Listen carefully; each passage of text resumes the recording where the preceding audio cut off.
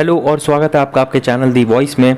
तो इस वीडियो में हम बात करने वाले हैं कि जो इज़राइल और यूएसए की जो टाई है वो एक तरह से बहुत अभी उतने अच्छे कंडीशन में नहीं है जैसा कि आज से 4-5 साल पहले या 1-2 साल पहले होती थी। और ये सारा का सारा इशू हुआ है अक्टूबर 7 की वो घटना से, जिसने कि इज़राइल को भी और यूएसए को भी एक तरह से उलझन में डाल रखा है कि इसको एंड कैसे किया जाए। तो जैसा कि आप सब जानते हैं, मैं आपको मैप में शो करता हूँ कि अक्टूबर 7 की वो घटना है। पहले तो आप देख लीजिए, ये हमारा प्यारा भारत है और हम चलते हैं अभी मिडिल ईस्ट में। और यहाँ पे आप देख सकते हैं कि इज़राइल है, ये है इज़राइल, ये है जेरूसलम, तेल अवीव। अक्टूबर 7 की वो घटना है जहाँ पे कि गाज़ा पट्टी के थ्रू, ये है गाज़ा स्ट्रिप, आप देख सकते हैं ये जो छोटा सा गाज़ा स्ट्रिप है, यहाँ से बहुत सारे रॉकेट दागे गए तेल अवीव में इज़राइल पे, जिसकी वजह से माना जाता है ऐसा कि 1200 इजरायली मारे गए हैं। और ये गाज़ा स्ट्रिप पे फिर उसके बाद इज़राइल ने अपना इन्वेजन कर दिया और इज़राइल ने अभी तक बहुत ज़्यादा बॉम्बार्डिंग की है। ऐसा माना जाता है कि 20,000 पैलेस्टीन, देखिए पैलेस्टीन मैं इसलिए यूज़ कर रहा हूँ क्योंकि गाज़ा और ये वाला जो हिस्सा है ये पैलेस्टीन का ही है, तो इसको हम पैलेस्टीनी मतलब कंसोलिडेट करके बोलते हैं।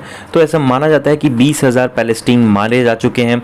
शुरू में इज़राइल का कहना ये था कि आप ये बॉर्डर छोड़ कि इस तरफ आइए, लोग यहाँ पे रफ़ा बॉर्डर के थ्रू इजिप्ट और में जाने की कोशिश करने लगे, लेकिन इजिप्ट ने भी रफ़ा बॉर्डर ब्लॉक किया था। लेकिन प्रॉब्लम क्या है कि यूएसए के लिए सरदर्द क्यों है? यूएसए के लिए इसलिए सरदर्द बना हुआ है क्योंकि यूएसए की इमेज मिडिल ईस्ट में कोई बहुत अच्छी पहले से नहीं रही है। इराक को लेके, ईरान को लेके यूएसए की इमेज जो है वो मिडिल ईस्ट में बहुत अच्छी नहीं रही है, जिस वजह से यूएसए पे भी प्रेशर है कि इस वॉर को ख़त्म करे। ऐसा नहीं है कि सिर्फ ये वॉर चलती रहे।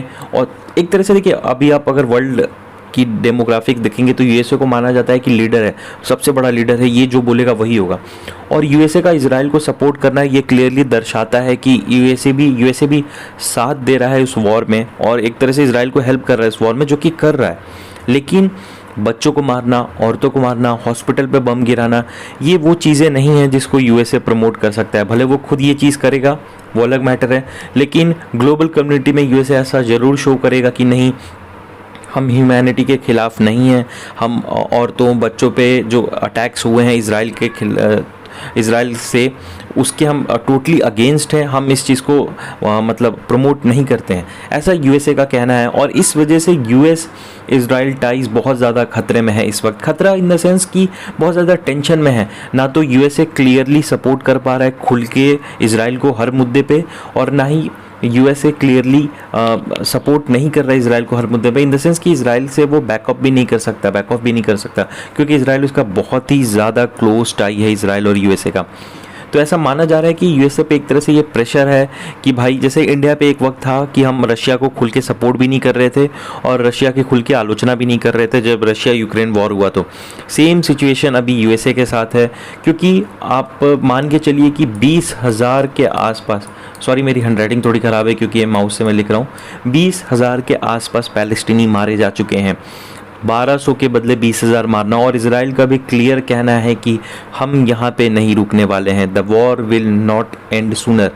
क्लियर स्टेटमेंट है इज़राइल का, बहुत स्ट्रिक्ट स्टांस लिया है नेतन्याहू ने इस वॉर को लेके। ये एक तरह से सरदर्द बनते जा रहा है यूएसए के लिए। यूएसए नहीं चाहता है कि कहीं पे भी वर्ल्ड में वॉर होते रहे, और सबसे बड़ा उसके लिए प्रॉब्लम क्या है, उसको इज़राइल को भी सपोर्ट करना है, उसको यूक्रेन को भी सपोर्ट करना है, क्योंकि यूक्रेन और रशिया वॉर भी चल रहा है, तो दोनों तरफ यूएसए को सपोर्ट करना पड़ रहा है। पैसे भी देने पड़ रहे हैं, एम्यूनिशन की सप्लाई भी देनी पड़ रही है, जहाज़ भी देने पड़ रहे हैं, रॉकेट्स भी देने पड़ रहे हैं, मिसाइल्स भी देनी पड़ रही है। सारी चीज़ें, जो सारा प्रेशर है वो अभी तक यूएसए पे ही है। और अगर ऐसा ही आप मान के चलिए कि 1-2 साल और चला, लिख के ले लीजिए आप, USA will not be the USA, the United state of America, क्योंकि पैसा आप छाप के सबको नहीं बांट सकते हैं, उसके लिए इकोनॉमी का मजबूत होना ज़रूरी है। और 2 साल अगर आप किसी वॉर में उलझे रह गए तो बहुत ज़्यादा इफेक्ट आता है इकोनॉमी पे। तो यूएसए भी ये बात जानता है, इसलिए बहुत मेहनत कर रहा है इज़राइल के थ्रू बात करने का, हमास पे बात करने का कि आप हॉस्टेजेस को रिलीज़ कीजिए। बीच में कुछ हॉस्टेजेस रिलीज़ भी हुए थे, लेकिन वापस फायरिंग चालू हो चुकी है। तो प्रेशर यूएसए पे भी है कि इस वॉर को जल्दी से जल्दी ख़त्म किया जा सके, लेकिन नेतन्याहू क्लियर अड़े हुए हैं। उनका क्लियर कहना है कि ये वॉर नहीं रुकेगा। सिर्फ 7 दिन का एक हॉल्ट आया था और वो भी 35 से 40 जो पीपल है उनको कि रिलीज़ किया गया था, सिर्फ वही एक हॉल्ट था, उसके अलावा कोई हॉल्ट नहीं आया अभी तक। और नेतन्याहू का क्लियर कहना है कि हॉल्ट आएगा भी नहीं। हम इसराइल को हम हमास को एकदम जड़ से मिटाना चाहते हैं और गाजा स्ट्रिप को डीमेटलाइज करना चाहते हैं। वहाँ पे कोई भी मिलिट्री हम बर्दाश्त नहीं करेंगे, एक्सट्रीज़म मिलिट्रिज़म, जो कि नेतन्याहू का ऐसा कहना है। तो आगे आने वाले टाइम में देखने वाली चीज़ होगी कि कैसे ये वॉर एंड होता है और इसमें सबसे बड़ा मेजर रोल कौन प्ले करता है। तो ये था overall video Israel US tension पे, और मतलब एक तरह से ये टाइज़ बहुत ज़्यादा टेंशन में क्यों आ गई है, दोनों तरफ पे क्यों ऐसा प्रेशर है। तो ओवरऑल ये था वीडियो। अगर आपको वीडियो पसंद है तो प्लीज़ एक लाइक कीजिएगा, चैनल को सब्सक्राइब कीजिएगा, बेल आइकॉन पर प्रेस कीजिएगा मेरे डेली वीडियो अपडेट्स के लिए। और प्लीज़ अगर आपके कोई भी सजेशन है वीडियो को इम्प्रूव करने के लिए, मेरे लेक्चर्स को इम्प्रूव करने के लिए, तो कमेंट बॉक्स में ज़रूर अपना कमेंट कीजिएगा। अपना बहुत बहुत ख्याल रखिएगा। मिलता हूँ आपसे अगली वीडियो में, तब तक thank you and take care.